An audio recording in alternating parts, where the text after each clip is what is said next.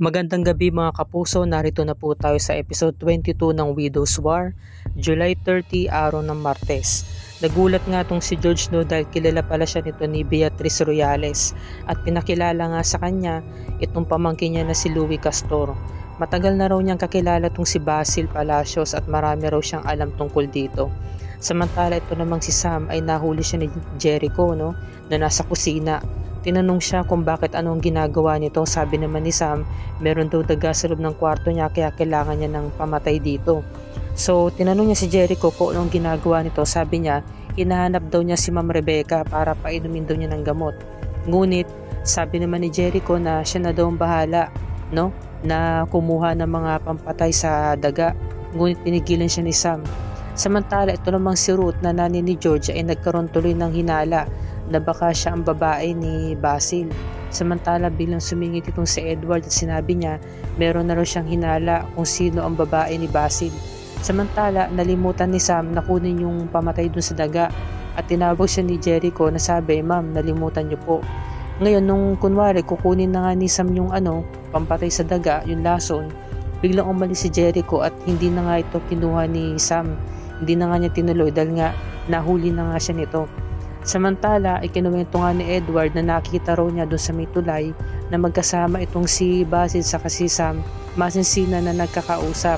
So hindi naniwala si George. Ano ba ang pakay ni Sam? Bakit niya yung gagawin sa kanya?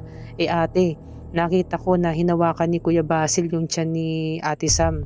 So doon pa lamang napaisip na si George na baka nga si Sam ang babae nito ni Basil. At syempre, umentra na naman itong nanay niya. Sabi niya, nagmana siya sa nanay niya na si Mercy. Di ba ginawa niya rin niya sa tatay mo? Inakit niya ang tatay mo. So nagmana lang siya doon. So syempre ginagawa nito sa asawa mo para makapagiganti siya. Samantala pinuntahan nga nito ni Samantha itong si Francis. Nakita niya na wala ito sa kwarto at nakita niya yung morphine na pinapainom niya doon sa nanay nila, di ba? Ngunit nagkaroon tuloy ng interes si Sam na kunin yung morphine para nga naman gawing lason. Panlason niya mismo kay George kasi nga kapag na-overdose yung taong umiinom nito is nalalason na mamatay. Pinapainom kasi nila yung morphine na yan para sa nanay nila pampakalma, di ba? Ngayon, ito namang si George, pinuntahan itong kwarto ni Francis at nadatnan nga niya itong si Sam kasi nga hinahanap nga siya si Sam para kumprontahin. Sabi niya, meron ba kayong affair ng asawa ko? Sabi naman ni Sam, anong pinagsasabi mo? Yes or no lang naman ang sasagot mo, sagutin mo na. So kinumpronta siya. Sabi naman ni Sam, wag ako ang tanungin mo ng ganyan. Wag mo akong kumprontahin, George. Ngayon, pinigilan sila ni Aurora dahil nga nahuli siya. Sabi ni Aurora, wag mo siyang hahawakan dahil dinadala niya ang magiging apo ko. Sa oras na mahuli ko na saktan mo siya, puputulin ko yung kamay mo at isasabi ko sa chandelier. O diba napakasosyali ni Madam Aurora mo.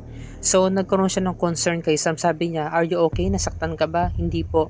Okay na po ako, maraming salamat. Halika, sumunod ka sa akin. Ano po? Sabi ko, halika, sumunod ka sa akin. So ito na nga. At nakakuha na nga ng isang morphine itong si Sam at inilagay nga dun sa kanyang diba? Sa kanyang pitaka. So ito na, nagisimula na nga tong party at syempre para bang kakampi ni Beatrice itong si George kasi nga nakita niya na parang mayroong problema. Sinabi niya na alam ko na ang isang babae na mayroong tinatagong problema. Sabi naman ni George na okay lang daw siya. Ngunit natigil lang katahimikan dahil nga umentra itong si Galvan Palacios para i-introduce ang birthday boy na kanyang anak. Napakayabang talagang nag-exhibition pa ng motor. Nagpaikot-ikot pa rito sa hardin nila. Samantalang pagbaba ng motor aklang-akla, di ba? Naghawi pa ng buhok. Sobrang lambutin ko maglakad. At talagang pili niya siya yung hari nung gabing yun dahil nga agaw eksena, di ba? Umakyat siya ng entablado para mabigyan ng speech. Ngunit nagulat sila dahil nga pumutok yung mga fireworks. Sabi naman ni Galvan, anak, parte ba ito ng grand entrance mo? Sabi naman ni Basil, hindi ko alam. 'Di ba? So nasira yung gabi niya dahil nga biglang talagang lumabas itong si Tita Aurora niya. Talagang pasabog yung kanyang entrance. Ayan o, bigla siyang dumating. Nasurpresa ang lahat sa kanyang pagdating. Hindi nila kasi alam di ba? Kasi ang pagkakaalam nila, hindi siya invited at hindi siya pupunta.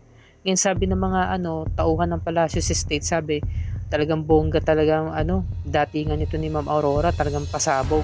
So kinabog itong si Basil, di ba? Talagang kabugera ng taon. Wala siya nagawa. So nabad trip si Basil, bigla siyang bumaba na entablado, nag-walk out siya. Kasi nasira yung entrance niya. Ngayon, ito namang si Francis, may tumatawag sa kanya kaya bigla siyang umalis. No? Nakita siya ng ate Sam niya kasi magkatabi lang sila. Ngayon, habang naglalakad tong si Francis, nakabunggo niya itong isang panauhin na ginagampanan nito ni Mike Tan. Sino kaya to?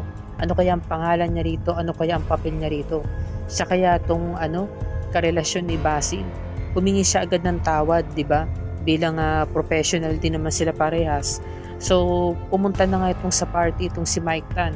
At sinagot na nga ni Francis yung tawag. Sabi niya, 3K lang bibilin mo? Sira ulo ka ba? Imported yung jacket na yan ni Kuya Paco. Tapos, bibili mo lang ng 3,000 pesos. So, nahuli siya ni Basil. Sabi ni Basil, hindi ko sukat nakalain na binibenta mo ang jacket ng pinsan ko. Nagulat siya, di ba? Samantala, ito namang si Aurora, talagang kinuha na itong entablado para magbigay ng speech. Sabi niya, sila daw ni Kuya Galban niya ang 6th generation ng pamilya Palacios at ang kanyang anak na si Paco at pamangkin na si Basil ang 7th generation. Sa pagkakataon daw na ito, it's a big surprise kasi 8th generation na daw at lucky number ang number 8. So pinakilala niya sa buong Palacios Estate, sa buong mundo, ang kanyang kaisa-isang manugang na si Samantha Castillo Palacios, na magdadala ng magmamana ng pamilya Palacios, di ba? Ng Palacios Mining. So syempre, naasar itong si Galban kasi mayroong tagapagmana.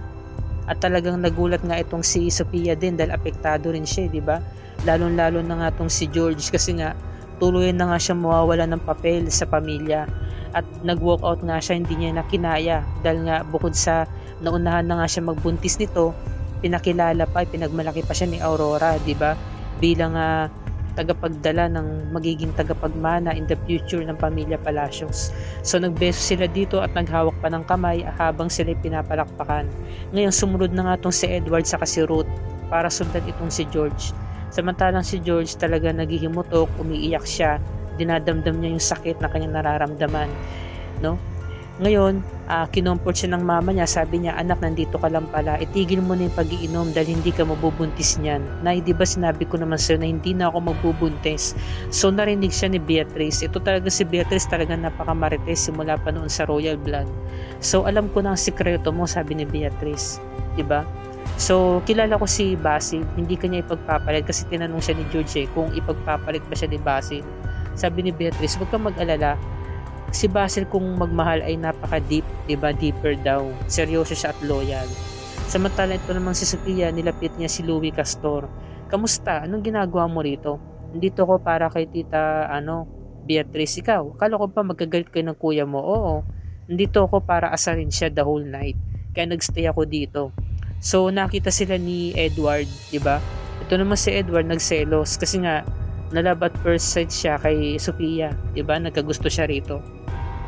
Samantalang ito namang si Sam, bumaba na nga ng stage at talagang ginigreet siya ng mga tao, diba? Kino-congratulate siya, nagpapa-thank you naman siya. Nung napunta siya doon sa may sulok, nakita siya ni Basil at nilapitan siya.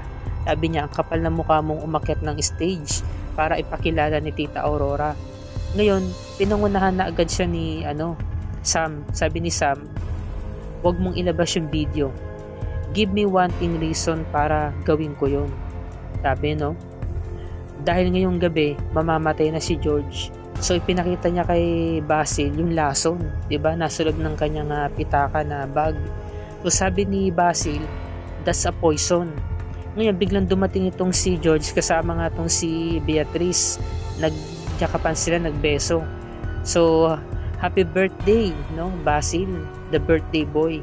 So, nagkamayan sila, nagkakilanlan sila ni Beatrice saka ni Sam, So, yun nga, sabi ni Beatrice, may sasabihin sa'yo ang wife mo. So, iniwan muna sila ni George saka ni Basil dahil magkakausap nga sila confrontly. So naiwan si Beatrice saka si Sam. Sabi naman ni Beatrice, meron daw tumatawag sa kanya at kung maaari pakibantayan yung kanilang drinks. So dito na po nagtatapos ang istorya, ang episode ngayong gabi mga kapuso. Inilabas na nga ni Sam yung lason, no? At lalagyan niya na nga yung inumin ni George. Ngunit sa kasamaang palad ay si Basil ang makakainom nito, no? So pinutol na. Hindi natin nakita, hindi natin napanood kung inilagay ba talaga ni Sam yung lason dun sa inumin o hindi.